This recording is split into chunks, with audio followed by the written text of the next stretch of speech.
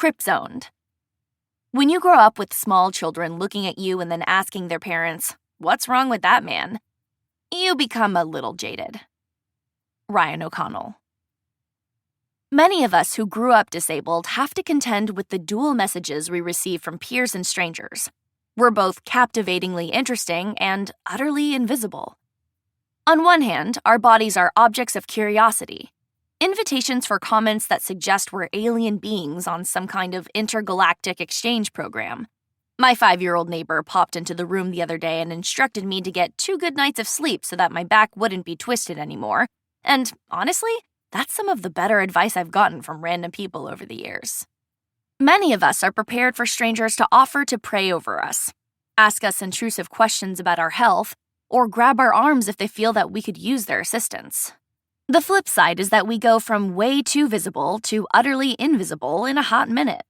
Disability rights activist Judy Heumann spoke about a time in college when a guy asked her if she knew any girls who were free that evening and interested in going on a date.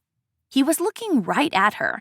This person, who was clearly both a woman and sitting in a dorm room with no discernible plans, and because she was using a wheelchair, didn't clue into the fact that she was exactly the available single female student he was looking for. Judy was so blindsided by the blatancy of her erasure that she said nothing in response, but the gut-punching impact of that moment was still fresh years later. She described herself, in the eyes of her fellow students, as a kind of non-sex, someone who was presumed to have no interest in dating or having a partner, though that was not at all the case. My husband, who also has CP, put this slightly differently. It's like there's the dating and friend-zoned, and then way over there's this other category of disabled people who are off on our own. In other words, we're crip-zoned.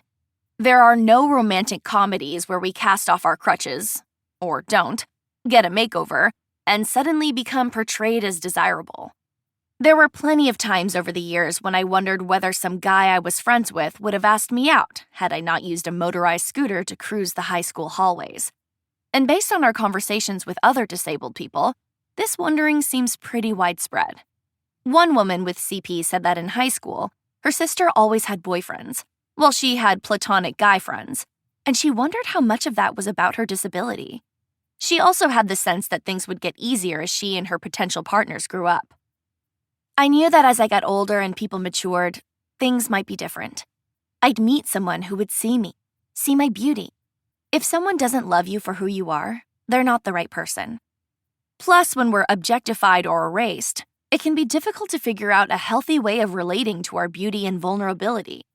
As we talked with lots of disabled people about their bodies and reflected on our own, we noticed that there were some parallels between how we're objectified by others and how we choose to engage those around us, especially the ways we magnify parts of ourselves and hide other parts of our experience. One theme that comes up over and over is the idea of overcompensating.